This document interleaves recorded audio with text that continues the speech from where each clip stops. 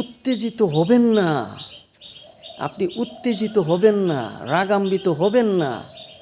আপনার দেহের যে উপাদান মাটির নির্যাস থেকে,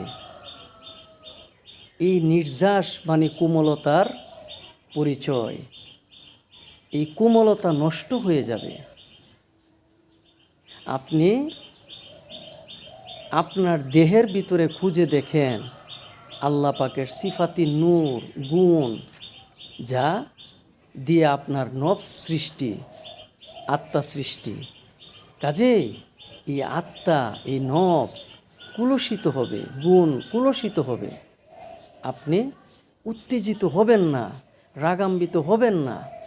আপনি উত্তেজিত হয়ে, রাগান্বিত হয়ে মুখ থেকে যা খুশি তা আপনি বের করবেন না।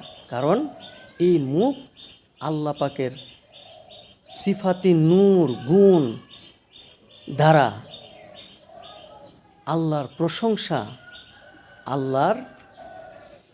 প্রশংসা করার জন্য এই মুখ। কাজেই আপনি একজনকে কাফের মুশরিক বলে ফেলেন, আপনি যে মুসলমান তার কি পরিচয়?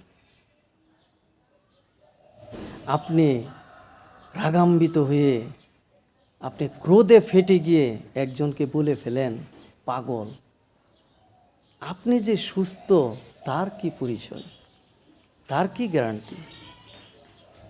কাজেই আপনি এই মুখকে হেফাজত করুন। আপনি একজনকে বলে ফেলেন রাগে, ক্রোধে ফেটে গিয়ে আপনি একজনকে বলে ফেলেন যে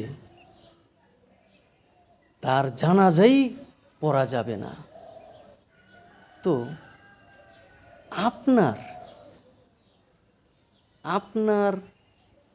আল্লাহ, আপনার ক্ষুধা এমনও তো হতে পারে যে আপনাকে কোনো রাস্তাঘাটে, নদীতে, সাগরে মৃত্যু দিতে পারে, যেখানে আপনাকে খুঁজেও পাওয়া যাবে না।